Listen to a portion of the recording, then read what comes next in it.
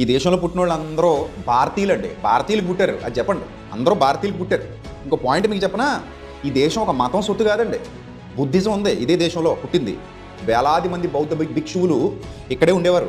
వాళ్ళని మన దేశం నుంచి నేపాల్కి, చైనాకి ఎవరు తరిమి కొట్టారో పూరి జగన్నాథ్ గారు ఒక వీడియో మాట్లాడారండి. ఆయన మంచి మంచి ఆడియోలు మాట్లాడుతుంటారు.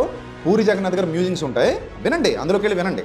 వేలాది మంది బౌద్ధ భిక్షువులను పొట్టన పెట్టుకున్నది ఎవరు, వాళ్ళ రక్తాన్ని భారతదేశంలో చిందించింది ఎవరు మీరు అడగండి. ఒకప్పుడు కూడా మన భారతదేశం ఐక్యంగా లేదండి. 670 సంస్థానాలుగా విడిపోయి ఒకరి మీద ఒకరు యుద్ధాలు చేసుకుంటూ బ్రతికినటువంటి చరిత్ర మన దేశంలో ఉంది. చరిత్ర చదువుకోండి, రాధా మనోహర్ దాస్ గారు చరిత్ర చదువుకోండి. ఆ తెలంగాణ ఉద్యమం, ఆంధ్ర ఉద్యమం జరిగినప్పుడు కూడా ఎవరికి సఖ్యత లేదు. ఒకే మతమైనా కూడా సఖ్యత లేదు. ప్రాంతాల కోసం, కులాల కోసం, జాతుల కోసం, వర్గాల కోసం కొట్టుకు చచ్చిపోయేవాళ్ళం. కానీ మేమందరం ఒకే మతంలో ఉండి ఐక్యంగా ఉండేవాళ్ళం అన్నట్టుగా చెప్తున్నారు మీరు. బౌద్ధ భిక్షువులను ఎంతమంది చంపేశారండి, ఎంతమందిని చంపేశారండి.